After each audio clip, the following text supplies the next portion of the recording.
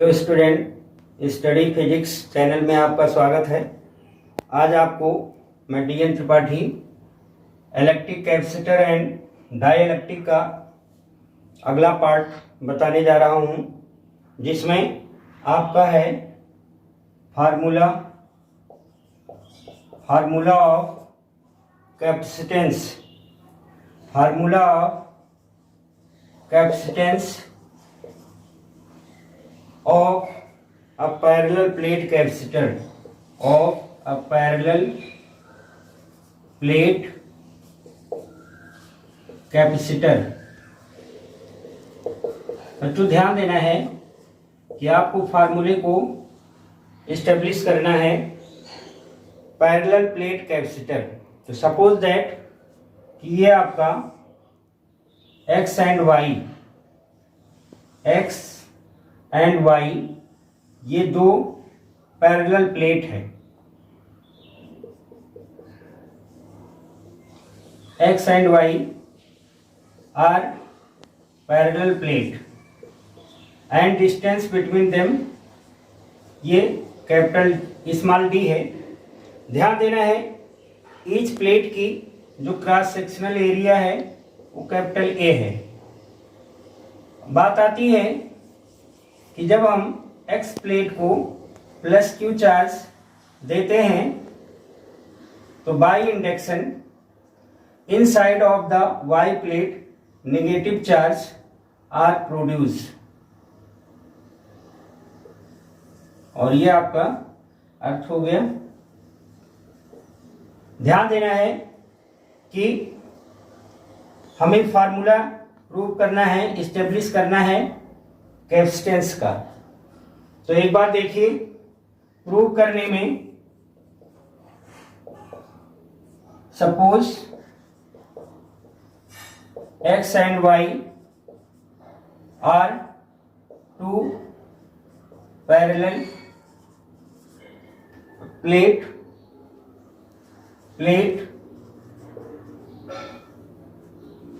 each area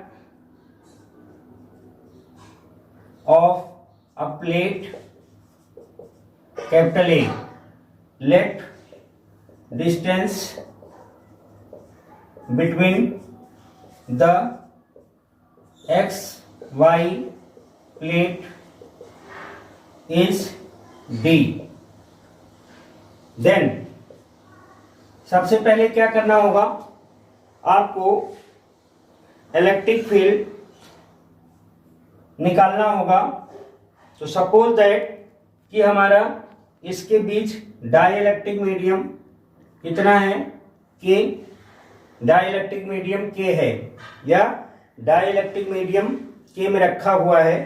तो सबसे पहले जो हमारा intensity of electric field given क्या होगा, E इक्वल टू, ई का फार्मूला क्या होता है, E इक्वल टू सिग्मा के एप्सिलॉन नॉट। बच्चों ध्यान देना है कि सिग्मा क्या होता है, सिग्मा ये वैल्यू होता है Q अपान A। सिग्मा को सरफेस चार्ज डेंसिटी कहते हैं, सरफेस चार्ज डेंसिटी। तो आप यहां पे इन इक्वेशन 1 में इसकी वैल्यू पुट करेंगे। तो E इक्वल टू सिग्मा की जगह पे क्या राइट करेंगे, Q अपान A के एप्सिलॉन नॉट। इस तरह से ये वैल्यू आपकी आ गई इंटेंसिटी ऑफ इलेक्ट्रिक फील्ड। अब ध्यान देना है कि अगर इसके बीच का डिस्टेंस D हो तो हमारा जो इंटेंसिटी ऑफ इलेक्ट्रिक फील्ड है E equal to B into D होगा। E equal to B upon D होगा। तो यहां से अगर हम क्रॉस मल्टीप्लाई करें तो B इक्वल टू क्या हो जाएगा, B इक्वल टू, देखिए E इक्वल टू आपका है B अपान डी। तो अगर क्रॉस मल्टीप्लाई करेंगे तो B इक्वल टू क्या आ जाएगा, E इंटू डी। तो हम E की वैल्यू पुट करेंगे तो B इक्वल टू आ जाएगा क्यू ए के एप्सिलॉन नॉट ए की वैल्यू हो गई इंटू डी। इस तरह से हमने potential difference between the plate निकाल लिया। अब आपको निकालना क्या है, कैपेसिटेंस। तो फार्मूला क्या होता है कैपेसिटेंस का, C equal to Q upon B. तो बच्चों यहां से ये आपका हो गया Q और B की वैल्यू कितना है, क्यू बी अपान ए के एप्सिलॉन नॉट। तो Q से Q कैंसिल हो गया। इस तरह से C इक्वल टू, इसको ऊपर ले जाएंगे, K epsilon naught A upon B. इस तरह से ये पैरेलल प्लेट कैपेसिटर का फार्मूला रहा। तो इसको प्रूव करने के लिए हमने कंसीडर किया कि एक्स वाई यह आपका दो पैरेलल प्लेट है। Each cross sectional area of each plate is capital A and distance between the plate is D. If Q charge are provide, Q charge आप दे रहे हो तो by induction inside of the Y plate negative charge are produce. तो first of all find out the intensity E equal to sigma के epsilon naught, but sigma is known as surface charge density. तो sigma equal to Q अपान ए, और इस तरह से इसकी value हमने put किया। यहां से आपने इंटेंसिटी ऑफ इलेक्ट्रिक फील्ड निकाल लिया। अब if potential difference between the plate is B, तो हम यहां से E equal to B upon D, then V equal to E into D. E की वैल्यू रख लिया, और चूंकि आपको कैपेसिटेंस फार्मूला निकालना है तो फार्मूला क्या होता है, C equal to Q upon B. तो हम B की वैल्यू पुट करके इस तरह से पैरेलल प्लेट कैपेसिटर के लिए कैपेसिटेंस का फार्मूला डिराइव कर लिए, C इक्वल टू के epsilon naught A upon D. अगर यही एयर में होता तो हम जो K की वैल्यू है 1 लिख लेते, तो उस केस में फिर C equal to epsilon naught A upon D आता है।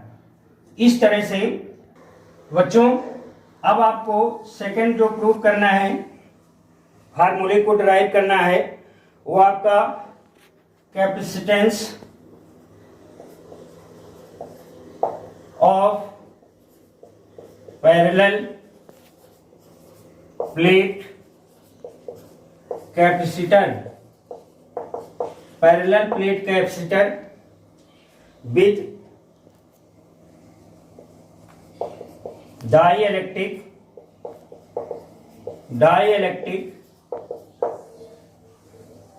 Slab, dielectric slab between plate. तो बच्चों ध्यान देना है पहले फार्मूले में और इसमें डिफरेंस क्या है। यहां पर बस डिफरेंस है इस डाइइलेक्ट्रिक स्लैब की। देखिए डाइइलेक्ट्रिक स्लैब क्या मतलब क्या हुआ कि हमारा जो पहले फार्मूले में आपने लिया था कि जैसे x और y, एक्स वाई दो पैरेलल प्लेट था, यह आपका एक्स वाई, उसमें k की वैल्यू हमने लिया था पूरे स्लैब, पूरे प्लेट के बीच में k की वैल्यू फिलअप थी। यहां पे स्लैब का मतलब हुआ, बस यही डिफरेंस है, स्लैब का मतलब हुआ कि अगर जब फार्मूला है कि establish the formula of capacitance of parallel plate capacitor in case of dielectric slab, बस यहीं पर चेंज है। स्लैब का मतलब होता है कि हमारा जो एक्स और वाई प्लेट है, इस एक्स वाई प्लेट के बीच में एक पतली सी पट्टी के रूप में हमारा डाइइलेक्ट्रिक कांस्टेंट फील हो, इसी को हम स्लैब कहते हैं। सपोज दैट ये तो डिस्टेंस d था, अब हमने जो स्लैब लिया एक पतली से पट्टी के रूप में लिया, यही डिफरेंस है, इसी को स्लैब कहते हैं। तो इसकी थिकनेस को हमने क्या मान लिया, स्मॉल t। तो देखिए फिर वही चीज कि अगर हम इसको प्लस क्यू चार्ज दिए एक्स प्लेट को, तो इंडक्शन प्रॉपर्टी से inside of Y plate negative charge are produce, और फिर इसको हमारे से कनेक्ट कर दिए। ध्यान देना है कि ये जो स्लैब है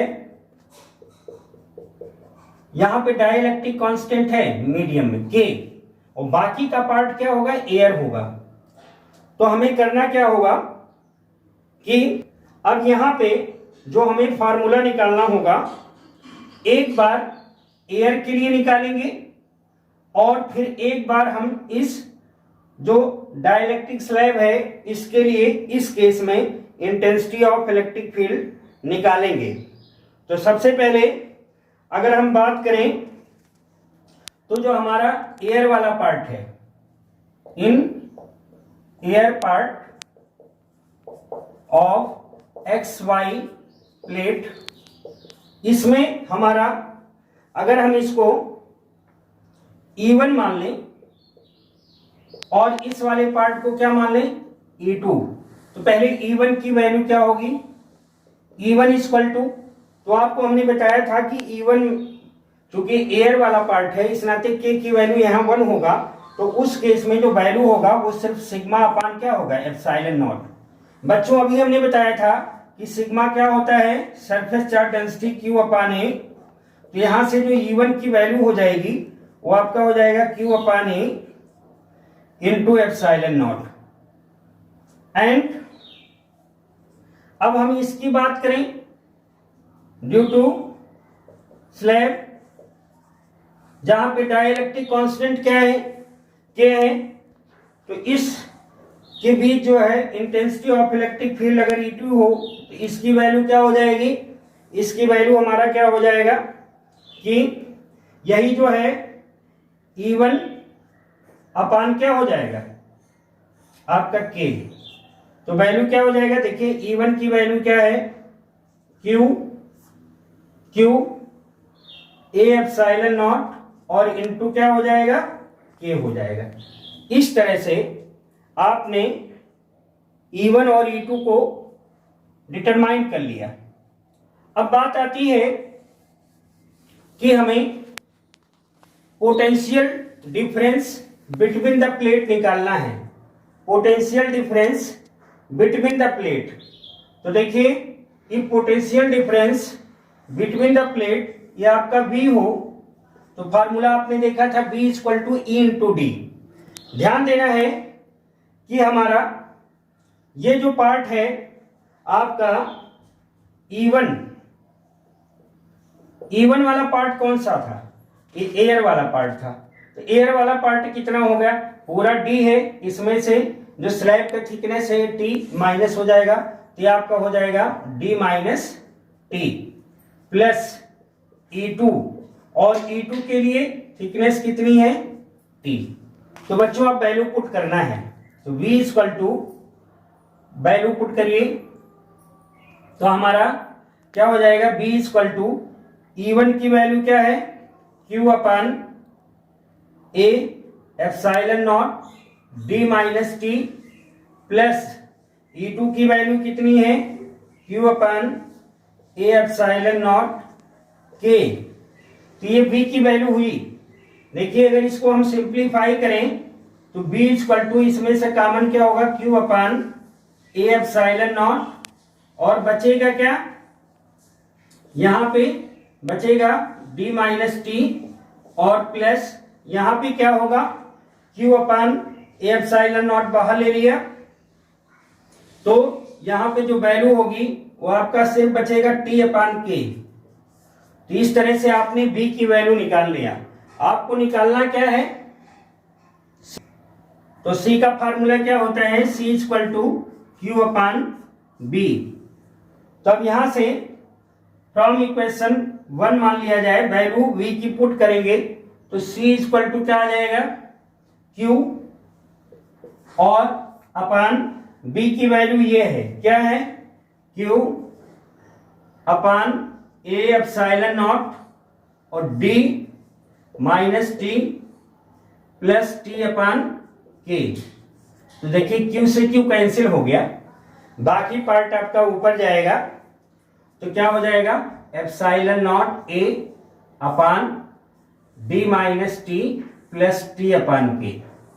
तो बच्चों ध्यान देना है कि हमारा कैपेसिटेंस का फार्मूला है किसके लिए, parallel plate capacitor with dielectric slab.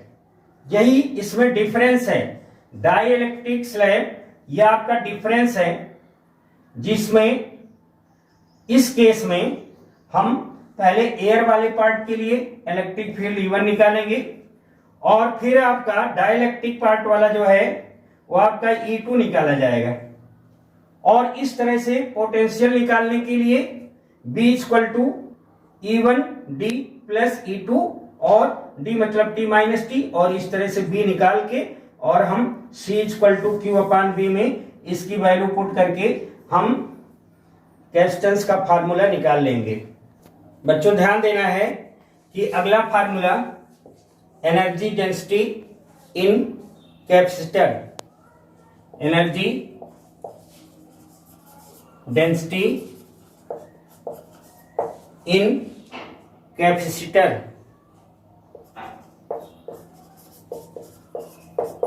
ये फार्मूला आपको पूछा जाता है या इसको हम ऐसे भी पूछा गया है, इस्टेब्लिश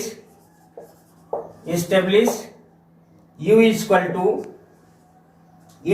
टू यह आपका 1/2 एप्सिलॉन नॉट E स्क्वायर।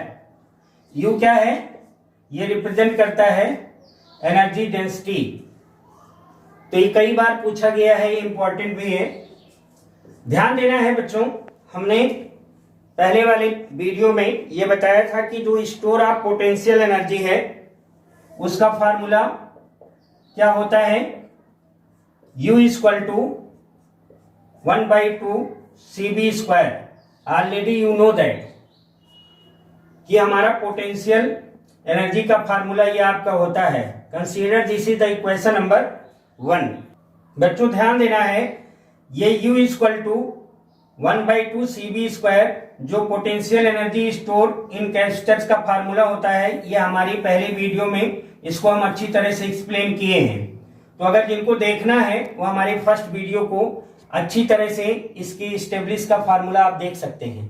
ध्यान देना है कि हमें यहां निकालना क्या है, एनर्जी डेंसिटी। तो हम शुरुआत यहीं से करेंगे, since U equal to 1/2 CB square, this is the equation number 1 and also no C equal to, C क्या है, कैपेसिटेंस फार्मूला। अगर एयर में रखा हो तो उस केस में K epsilon not upon D, ये फार्मूला अभी आपने प्रूव किया है। और ये भी पता है कि हमारा B इक्वल टू क्या होता है, E इंटू D।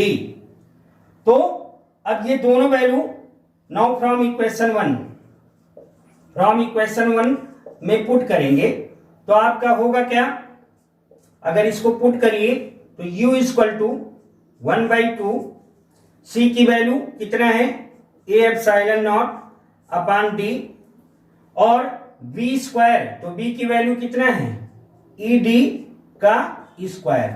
तो जरा सिंप्लीफाई करिए तो U equal to 1/2D A epsilon naught, इसको सिंप्लीफाई करेंगे तो स्क्वायर हो जाएगा, E स्क्वायर और D स्क्वायर। इस तरह से आप देखिए कि एक D और एक D से कैंसिल हो गया, तो आप बचेगा क्या, देखिए U स्मॉल अभी तो कैपिटल U इक्वल टू क्या है, देखिए 1/2 और इसको अगर हम सिंप्लीफाई करें तो हमारा होगा क्या, एप्सिलॉन नॉट E स्क्वायर और बचेगा क्या, A इंटू D। तो बच्चों ध्यान देना है, A और D product of area and distance, ये वॉल्यूम होता है। तो अगर हम जैसे ही वॉल्यूम से डिवाइड करते हैं, मतलब U में जब हम वॉल्यूम से डिवाइड करेंगे, ये आपका एडी क्या है, वॉल्यूम, तो उस केस में जो हमारी एनर्जी, पोटेंशियल एनर्जी है, वो कन्वर्ट हो जाएगा किसमें, एनर्जी डेंसिटी में। इसका मतलब ये हुआ कि energy density is equal to potential energy upon volume. तो देखिए अब वैल्यू पुट करिए, तो U is equal to 1/2, capital U की वैल्यू है, ये स्मॉल यू है, कैपिटल यू क्या है 1/2 एप्सिलॉन नॉट ई स्क्वायर, और एडी का मतलब आपका वॉल्यूम हो गया, और डिवाइडेड बाय वॉल्यूम। तो देखिए वॉल्यूम से वॉल्यूम कैंसिल हो गया, U is equal to 1/2 epsilon naught E square. तो बड़ा इंपॉर्टेंट फार्मूला है। अगर देखा जाए तो इसको सिंप्लीफाई करने के लिए केवल 2-3 लाइन में इसको हम कर सकते हैं। कैसे करेंगे, तो शॉर्ट तरीके से भी आप समझ लीजिए, क्योंकि अक्सर ये फार्मूला पूछा गया है। तो आपको पहले वीडियो में हमने बताया है कि पोटेंशियल एनर्जी जो स्टोर होता है हाफ CV² होता है। हमें जरूरत क्या पड़ेगी, C की और B की। तो C की वैल्यू हम बेटा क्या लिख लेंगे, C is equal to epsilon naught A upon D, और इसकी वैल्यू आपका ED² हो जाएगा। तो यहां से ये आपका U आया, और जब इसी में हम क्या करेंगे, A और D से डिवाइड कर देते हैं तो स्मॉल यू बन जाता है, और स्मॉल यू का फार्मूला क्या आ जाएगा 1 एप्सिलॉन नॉट E²। तो बड़े इजी वे में इसको हम कर सकते हैं। बस माइंड में आपको रहे कि what is the energy density. Energy density का मतलब कि जो हमारा पोटेंशियल एनर्जी है, जब उसको हम वॉल्यूम से डिवाइड कर देते हैं तो वही वैल्यू क्या हो जाता है, एनर्जी डेंसिटी। तो ये कई बार पूछा गया है, ध्यान रखना ये दोनों फार्मूले में कंफ्यूजन होती है। पोटेंशियल एनर्जी अगर स्टोर होगा तो capital E equal to half CV², अगर एनर्जी डेंसिटी पूछा जाएगा तो स्मॉल u इक्वल टू क्या होगा 1/2 एप्सिलॉन नॉट E²। तो ये दोनों फार्मूले इंपॉर्टेंट हैं स्टेब्लिश के लिए और फॉर न्यूमेरिकल, दोनों के लिए। बच्चों आप पढ़ना है आपको कॉम्बिनेशन ऑफ कैपेसिटर। बच्चों ध्यान देना है कि जैसे हम पहले ही आपको बता चुके हैं कि जो कैपेसिटर का सिंबल होता है, तो बच्चों ध्यान देना है कि अगला टॉपिक जो आपको इस पार्ट में पढ़ना है कॉम्बिनेशन ऑफ कैपेसिटर। तो सबसे पहले तो कैपेसिटर का सिंबल क्या होता है, ये होता है, और C से डिनोट करते हैं। बात आती है कॉम्बिनेशन, तो कॉम्बिनेशन माने कि हम कैपेसिटर को कितने तरीके से कंबाइन कर सकते हैं। तो जिस तरह से आपने रजिस्टर को कंबाइन किया था 2 तरीके से, उसी तरीके से हम इन सीरीज एंड दूसरा इन पैरेलल इसको कनेक्ट कर सकते हैं।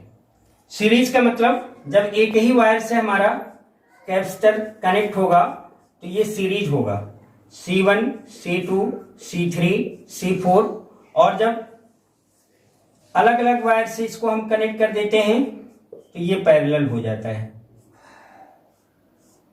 तो बच्चों ध्यान देना है कि हम जो कैपेसिटर है उसको 2 तरीके से कनेक्ट करते हैं, कंबाइन करते हैं, कॉम्बिनेशन करते हैं इन सीरीज। सीरीज का मतलब क्या हुआ, जब हम एक ही वायर से कैपेसिटर को कनेक्ट करेंगे और जब अलग अलग वायर से कनेक्ट करेंगे तो ये पैरेलल प्लेट कैपेसिटर रहा। तो सबसे पहले अब आपको करना क्या है, फार्मूला नंबर 1 इन सीरीज के लिए स्टेब्लिश करना है। तो देखिए सपोज दैट कि 3 कैपेसिटर है, C1, C2, C3, ये आपका सेल और की से कनेक्ट है, या बैटरी या की से कनेक्ट है। करेंगे क्या, ये C1 है, ये आपका C2 है, और ये क्या है C3 है। ध्यान देना है connected between A and B। तो बात आती है कि चूंकि एक ही वायर से कनेक्ट है तो हमारा जो चार्ज फ्लो होगा सेम होगा, सेम चार्ज फ्लो होगा तो सेम करंट फ्लो होगा।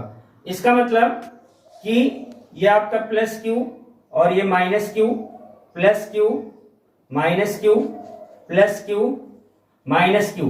क्यों लिया? क्योंकि बेटा हमारा जो कैपेसिटर होता क्या है, दो प्लेट से मिलकर बना होता है और दोनों इक्वल और अपोजिट चार्ज से मिलकर बना है। क्योंकि वायर एक ही है तो हमारा जो चार्ज की वैल्यू होगी सभी C1 C2 C3 में क्या होगा, सेम होगा। अब बात आती है पोटेंशियल डिफरेंस की। तो देखिए C1 के बीच का पोटेंशियल डिफरेंस V1, C2 के बीच का V2 और C3 के बीच का क्या है, V3। तो हमें करना क्या होगा कि नेट पोटेंशियल निकालना होगा। तो नेट पोटेंशियल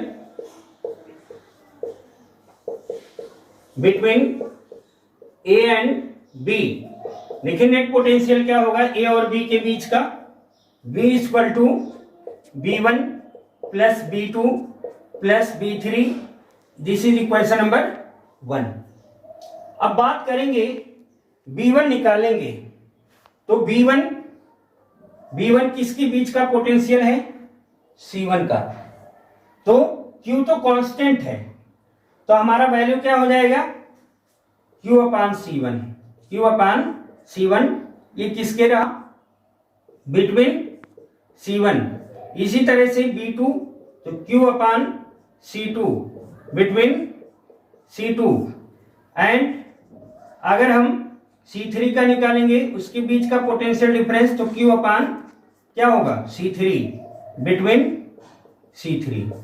तो now from equation 1, now from equation 1 value क्या होगा, B इक्वल टू B1 की वैल्यू कितना है, Q अपान C1 प्लस B2 की वैल्यू कितना है, Q अपान C2 और B3 की वैल्यू कितना है, Q अपान C3।